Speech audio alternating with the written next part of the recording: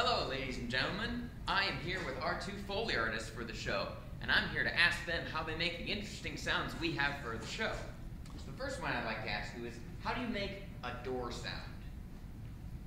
Well, you see we've got this fake door that we put on a little handle here, and then we bolted it to some, with 2x4s. Sure, yeah.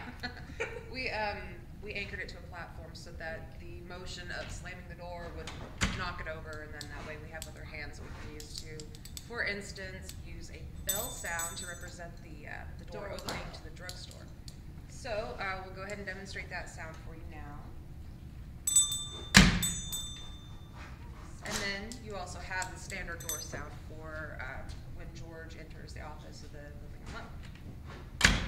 Pretty basic. Ladies and gentlemen, now we're going to show you how you make glass break. This one was actually one of our more difficult sounds. We couldn't figure out the right way to get it, so we took three pieces. We have this wind chime, which we lay flat on the surface here. We have a bell here that's placed right at the end of it, and then a bottle. So basically what we're going to do is slam it here. It goes into the bell to make the tinkling sound of the glass ship.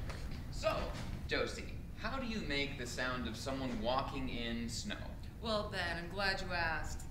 We were experimenting with sounds that we could use. There were a lot of suggestions, like cornflakes on a cookie sheet. And we found somebody that was recommending using cornstarch. When you squeeze it, it sounds like somebody walking through the snow. It's very soft.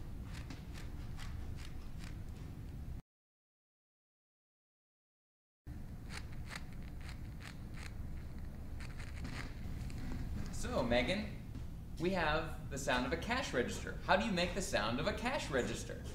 Well, we had actually started with just using one of these little bells here just to kind of sound like it, but didn't quite have the 1940s cash register feel that we wanted, so we went looking for some more props, and we actually found this beautiful old cash register that happens to be quite functional. So, Megan, how might you make the sound of a police siren back in the 1940s?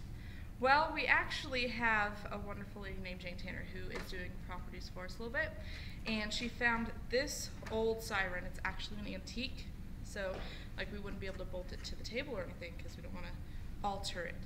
Now, if I just flip this little switch back here and wind it up, it's going to start to give us that siren sound.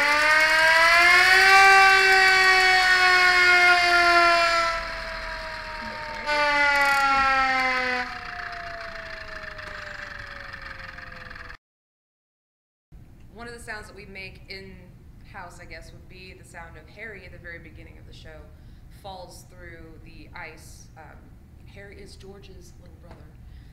So we simulate the sound of ice cracking and then the sound of somebody falling into the water by pulling a plunger, a clean plunger out of the water, and the sound of the water falling back in is what it's supposed to sound like Harry falling in. So we'll go ahead and demonstrate for you.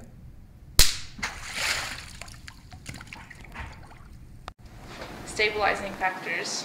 Can't think of the right word for that. That's what we're going to go with. 2x4s.